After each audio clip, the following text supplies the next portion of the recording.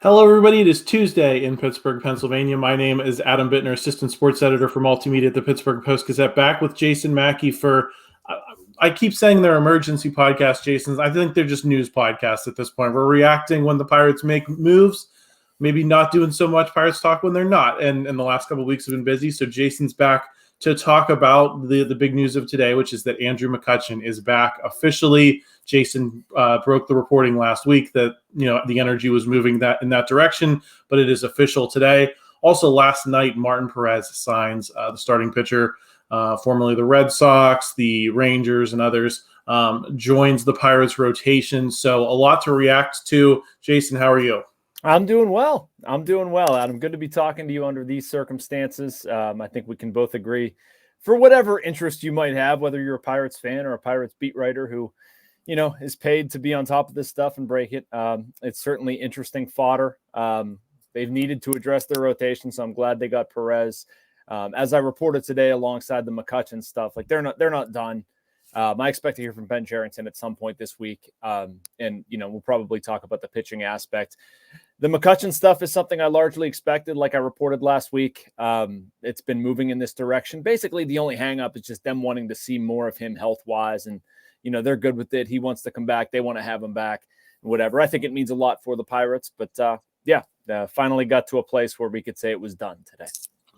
Going to dig into both of those moves a little bit more, Jason. Before we do, just want to thank our sponsor for this episode and all episodes of our Pirates podcasts, including Pitching In with Michael McHenry. The North Shore Tavern. If you love baseball, you'll love the North Shore Tavern. The interior is wall-to-wall Pirates. There are appetizers, entrees, cocktails, and, of course, steak and seafood on a sizzling lava stone. Open every day. The North Shore Tavern across from PNC Park is Pittsburgh's home for steak on a stone.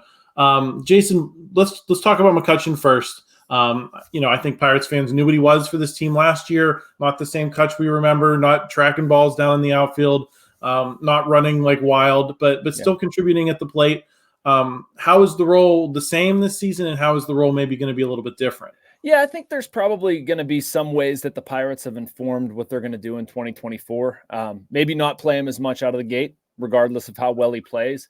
At the same time, I also think they want to see him play in the outfield a little bit. I think that was one thing that they had to sort of massage into this is, they don't want him to be just a DH. Like, they want him to play some outfield and give them some functionality out there.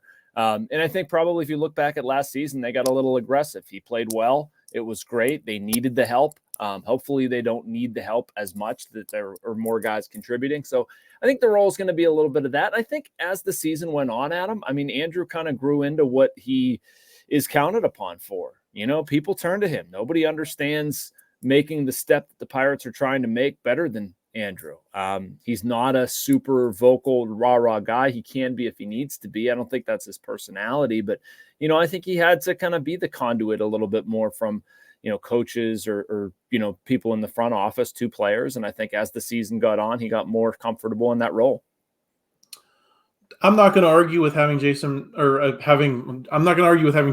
in the clubhouse because he's a great job, but I'm not going to argue with having Andrew McCutchen in that clubhouse either. But just to play a little bit of devil's advocate, sure. With the DH situation, there's a lot of guys that I think could benefit from those at bats that you're probably going to give a decent chunk of to Andrew McCutchen. Sure. Do you worry at all that if the name was not Andrew McCutchen, if it was just some guy with his stats, with no history in Pittsburgh, that this isn't a move that the Pirates necessarily want to make? Because I worry a little bit about that and the fit if you're not looking at what he means to the organization, historically. Yeah, a little bit. I hear you. I understand that concern, man. I think that's completely valid. My rebuttal, I guess, would be if they get a guy who's producing a 776 OPS, I think that's what it was last year. That's not terrible. That's not a waste of time. If we were talking like 620 or something and they were allocating at bats to that, that's a circus. But McCutchen, when healthy, produced. Now, again, circling back to your point, Adam, I completely agree with you that those at bats could, in a different world, go to players like Henry Davis or O'Neal Cruz or Brian Reynolds or whatever. And to me, that's part of the equation about, having some functionality. We've thrown that word around a lot, but that's basically, if you don't have anybody you want to play in right field, put Kutch out there. If you want to give Brian Reynolds a day off his feet and DH him, put him there. It helps that Jared Triolo is so versatile. That kind of balances out what they're, I don't want to say stuck with McCutchen, but it gives them a little bit more flexibility. So, I mean, I get that, but let me, I don't know, see you and raise you this. Like, was there any other move to make though? Were they really going to tell Andrew McCutchen, like, man, I'm sorry, I know you limped off the field on 299. All you've done for our franchise to make us relevant in the one blip that we've had in 30 years, like, nah, sorry, we can't sign you to that deal. I don't see how you could do that. Yeah, I think emotionally, I think everyone's in the same place of basically what you say in your article. If Andrew McCutchen wants to play, if he's healthy, if he's productive, there should be a place for him in this clubhouse. I just like to talk about both sides of the equation. I think, for me, it's like, hey, could you get more experience for guys that you want to have up here? But maybe the Pirates are making a different turn here and trying to be more competitive, and maybe that's not as big a concern as it might have been last year or a year before that. Jason, you said that he's not necessarily looking in your story. You said he's not necessarily looking at this as a victory lap, that the organization is not necessarily looking at this as a victory lap. How much more do you think he has in the tank? We talked about when he's healthy.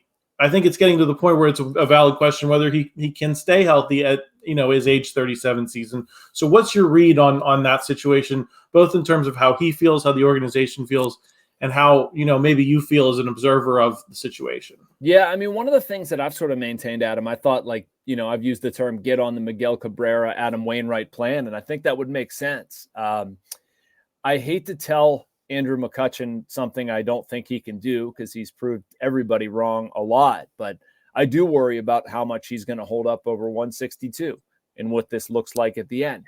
Now, I admire, I guess I should start with the fact that, like, he doesn't want this to be it. Like, everything I understand, he wants to keep going, and I respect that. And I understand the Pirates, like, I don't think they're looking beyond this year. I don't think they're looking at, like, what's this going to mean for 2025? Like, they need to make the best decision they can for right now, which is what they did. And so you kind of just see when you get there, right? Like, if Kutch can prove over 162 that he can stay healthy, to me, I think that's a good problem to have because he's probably going to be a productive player that you wouldn't want to trade anyway. If he's a productive player over 162, I think your team's probably pretty good. And then at that point, maybe you've made some steps forward and he has value for you. I don't know, or maybe it all, burns. That's also possible too. But yeah, I do worry that it's just, there's been elbow and knee and Achilles and all this stuff. So, like, I understand making the move now, but I do have some concerns whether he's going to be able to stay healthy for sure. Yeah, I think that'd be my concern. Maybe not so much this year, but with the talk about how far can you get close to 40? I don't know if I see that for Andrew McCutchen for as many miles as he has on the tires already. Yeah. Jason, let's get into Martin Perez. I think a lot of people reacted the same way. There was a big Rich Hill energy. I think a lot of people tweeted the same thought of here's another soft tossing lefty. Here he's making the exact same amount of money that Rich Hill did a year ago. Yeah. Is it reasonable to think anything else, or what's your read on that move? I'm a little higher on Martin Perez than I am Rich Hill, and I mean I didn't have a huge problem with Rich Hill either. I understand what they were trying to do with him. Rich Hill wasn't an all-star 2 years before the Pirates got him.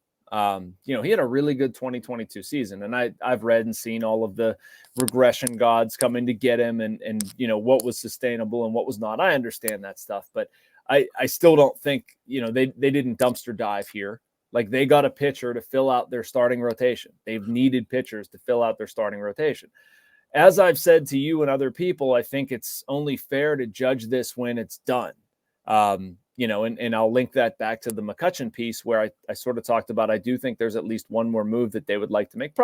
Probably, hopefully more, but pitching wise, like, I don't think that, like, they've fired their biggest shot when it comes to pitching. I still think they could lump some guys together in a trade, get somebody with years of control. And then if you're talking about, like, Mitch, that guy, Perez, Marco Gonzales, and then throw in like Roansy, Priester, Ortiz, pick one of the three, I think it's fine. Again, that's not a great endorsement of Perez, but I do think there's more there, Adam. I think we've seen left-handers, soft-tossing left-handers specifically, do well in PNC Park. I don't see any reason why that's suddenly going to turn to you-know-what. He keeps the ball down. He gets ground balls. There's a lot of outfield to work with if you're facing a lot of right-handed bats. His cutter underperformed badly last year. The Pirates have typically done well accentuating spin, especially horizontal spin. So, I mean, if you can bring out more in that pitch with the mold that they have, I don't hate it. Jason, I know you're saying that you think that there's another guy here. I'm going to read between the lines and suggest that you seem to think it's going to be a number 2, and that these guys are going to slot in at 4s or 5s if there's a bigger move. Is that the fair read? Is that we'll be talking about a number 2 between here and Bradenton? A number 2 in Pittsburgh. I don't know if Fair enough. I'm not talking about that. A Dodgers number 2. But yeah, I mean, I think that I don't know if they look at their rotation the way I think external people do, Adam. I don't think they're sitting down going like 1, 2, 3, 4, 5. I think they look at it like we can help Marco Gonzales with this, that, and the other, and this is where we project him. We can help Martin Perez with this, that, and the other. There might be less projectability with the other guy that I think they will sign, and or probably trade at this point. That's how it's been presented to me. More likely as a trade. But yeah, so maybe he slots in as a 2. I think the 2, 3, and 4 in their rotation, though, are going to be fairly similar. Yeah, there too. The big question I had, Jason, is whether you see, regardless of that move, just these 2 moves with Gonzales and Perez, do you kind of see this as maybe a re-roll of last season where you didn't get as much out of Vince Velasquez as you kind of hoped you did, but you liked what you saw from him, you got a decent amount out of Rich Hill, and you're thinking, if you can get more out of that same strategy this year, that maybe you win, I don't know, a few more games, and that following that model that you set for yourself last year and hoping for a little bit better luck is a worthwhile strategy to pursue with those 2 rotation spots, regardless of what happens with any other moves. Yeah, no, I hear you. And it is a little bit of a re-roll of last year, sure. I mean, you're signing veterans that are on expiring deals that you very easily could flip, and I understand that upsets people. I would argue that for the Pirates to be good for any sustainable amount of time, they need more than those guys. Like, I'm okay with if Martin Perez is halfway decent and they flip him, whatever. More important to the Pirates is like Bubba Chandler coming along, Anthony Solometo coming along, Paul Skenes, Jared Jones coming along. Baseball America listed its top list for the Pirates this year. 5 of the top 6 are pitchers. Like, they need those guys. 5 of the top 6, I should say, are pitchers that fans are going to see this year. Like, they need those guys to pan out. So yes, you're sort of re-rolling it, but I would argue that last year there wasn't not as much like internal pitching depth coming up. So, I mean, you're going to sign these guys. They're going to be a little bit of placeholders. Hopefully they can get one guy in here for multiple years, and he's not a trade candidate. Gonzales does have an option, although it's very steep. I think it's like 15 mil. So yeah, it's a bit of a re-roll, but I think there's just some additional context here that shows they're farther along in a substantial rebuild. Yeah, and I think it's fair to say that the Velasquez move looked like it could have worked a little bit better if you don't have the injury issue. But then again, I mean, injuries happen, Jason, and I think that's and they were far too thin. I mean, they thinned out, and it hurt them. You could argue that they should have gone and acquired more pitching, and I think it's going to be a fair criticism, no matter of how this finishes, that they're still pretty darn thin with the starting rotation. Like, that's just, it's a problem. They've tried to get guys, they've tried to help guys. They haven't, sort of kept anybody around. Everybody who's any good, they trade them. It does worry me. Like, if it doesn't work out for some of these trade options, like, are we back in a case where you're going to be rolling out Bailey Falter, Andre Jackson, Thomas Hatch? I hope not. Like, I understand why they did it last year, but this next season, like, Solometo should be up here. Skenes should be up here. Jared Jones should be up here. These are premium picks, guys you spend a lot of time and money developing who have talent. There's no reason that they shouldn't be able to come up here and contribute to the major league club next season. Yeah, I think that's true, Jason. I also think what I said last night is when I look at the signs and trades that Ben Cherington has made through, we're in year 5 here now, that he kind of feels like a risk player to me that's just trying to survive till the next turn and get those a couple reinforcements by holding South America and maybe dipping into Africa a little bit, and maybe other guys make mistakes on the board and they get killed before you do. But at the end of the day, you're not going to win the game playing that way. I've never played Risk, so it went straight over your head. I'll couch it this. It seems like he's trying to survive to the next turn, to the next year, that there's not a ton of vision with the signs and trades beyond this is what this does for us in 2024, and I'm not taking any risk on term with the guys that are in Gonzalez's place in this rotation or Perez's spots in this rotation. Yeah, I hear what you're saying. I can't say you're wrong. I would offer this, though, from being a little closer to it. I do think there's a bit of a, what's this word? Chasm? How do you pronounce that? I think either one's fine. What's that? I think either one's fine. Either one's fine. I think there's a difference of opinion, we'll say that, or a difference in urgency. And I think Cherington and his group have kind of come around to this. Like, fans want to see a winner now. They wanted to see a winner yesterday. I think Cherington's come in here and there's a little bit more of a patient approach. You know, they'd like to say that the rebuild started after the 2020 season. They're sort of like, we're executing this 5-year plan. Why is everybody expecting this thing to turn so quickly? And I think the fans are looking at it being like, man, coming out of 13, 14, 15, the team didn't do anything. We're frustrated. We want to see a winning product on the field. And so there's this like ideological difference. And I think they've started to realize like, hey, we got to go. Like we got to win games here. There needs to be improvement. I think that's what the owner wants to see, frankly. People will certainly criticize, and I understand why, and they should spend more. I'm not like presenting any of this as a defense. I'm just kind of explaining some of the different opinions that you get around the team or senses on like how far along this rebuild is or how much it's worth tacking on term or taking risks or whatever. So I don't know. It's a bit of a rebuttal. I just think that, that there's probably not always been, how do I say this delicately? Like it hasn't always been like we're going to compete right now. I think there's been a little bit more of a slow play internally than the external expectations. Well, I'll raise you this one, Jason. We talked a little bit last time about 2012 and AJ Burnett and Russell Martin and those types of guys. I don't know if it's so much about like you expect it to all work this year for a lot of people. I think it's seeing players that you can say that guy's going to be here and he's going to be part of the next winning team. And it's not necessarily about spending a ton of money. I don't think AJ Burnett fell in that category. I don't think Russell Martin fell in that category, but it's getting guys with talent that maybe are a little bit overlooked and that you can see the vision a little bit with the moves that they're making. So I know spend more is just kind of the reductive way to say it, but I think it's spend more and show us where we're going. And I agree. Yes. For fans. Yes, I think that's a completely fair way of looking at it. No doubt. And an investment like Russ Martin would be really good right now, where fans could, they need somebody. Rowdy Tellez, for crying out loud, I feel like is the next best thing they have. But, somebody attitude-wise, who can sort of set a standard in that clubhouse. AJ Burnett, that sort of deal. Now it's a little bit different in the last one. Like they weren't signing Brian Reynolds and Ke'Bryan Hayes level extensions. So like that's a point for the new regime, I would argue. But they signed McCutchen and Marte and Polanco. I mean, I would but those are allegories. Yeah, I see what you're saying. But I mean, what are the total dollars in those trade or in those contracts versus the total dollars in McCutchen and Reynolds and Hayes? I mean, I'd have to pull out the inflation calculator, but yeah. I mean, hey, look, I'm not trying to like defend it and saying everything's all hunky dory. Like I get what you're saying. People want to see guys who are here, who are going to be a part of this thing, who want to see a vision, and thus far that's been hard to discern. Absolutely a fair criticism. I think that's what this offseason should be about, changing. That's why I think, and wrote in the piece, like they need to get a guy in here for multiple years.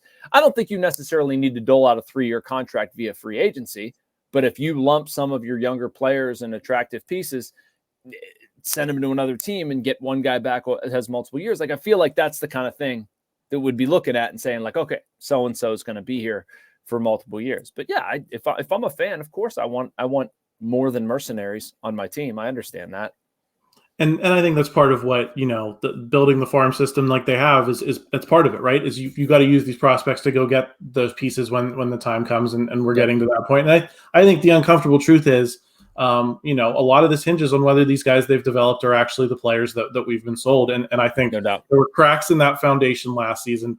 I think this season is also just going to be about, can those guys shake off those and take steps forward? Then maybe we're not talking about free agents as much and spending as much. We're talking about spending in terms of keeping guys around. Jason, I'll get you out of here on this. I know you got to do another hit. Edward Olivares was traded for since you and I last spoke. Yeah. He's an outfielder, decently productive. What are your thoughts on that move and how he fits in? Yeah, I thought that was an interesting one.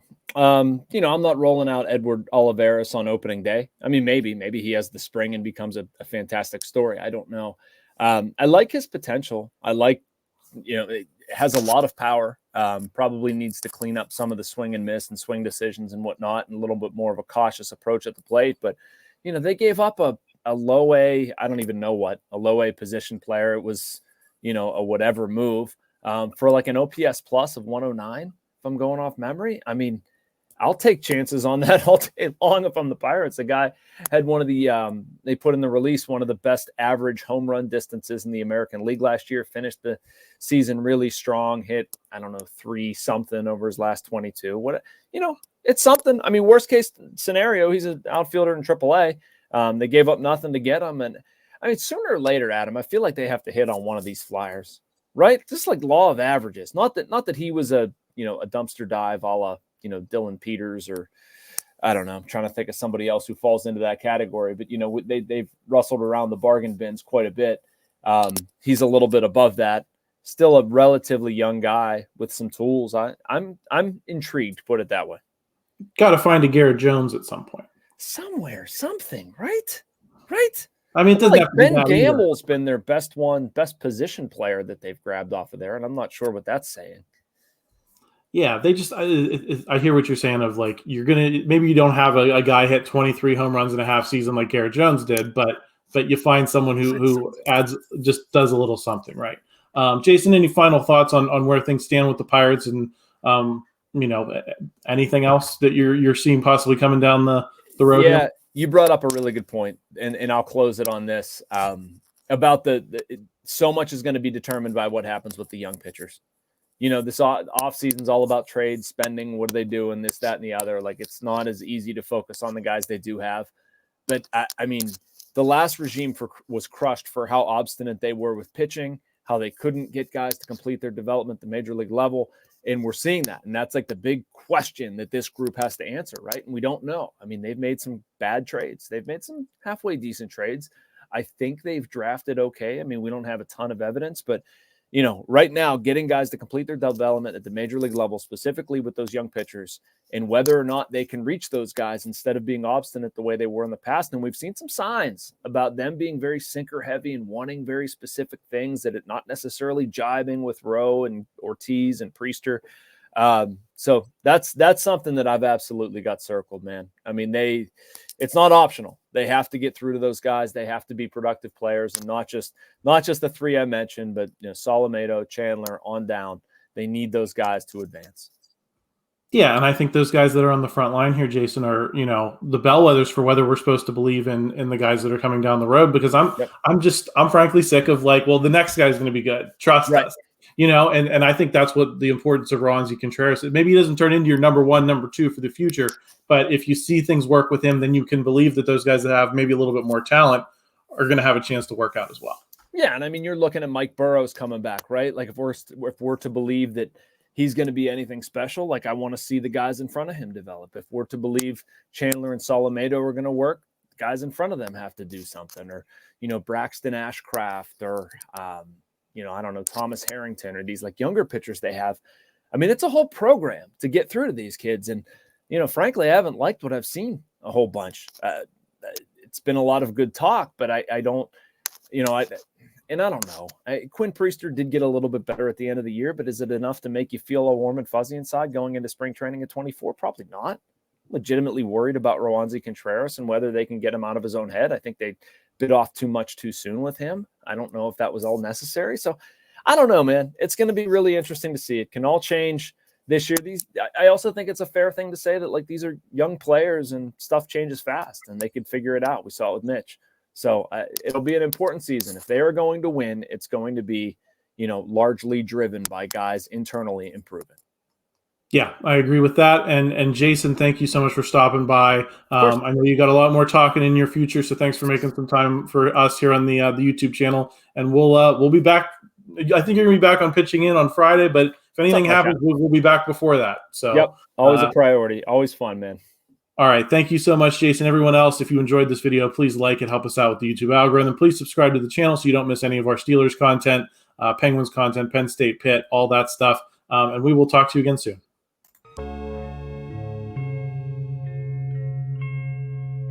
Thank you for checking out this content from Post-Gazette Sports. If you watch this video on YouTube, please like the video and subscribe to our channel.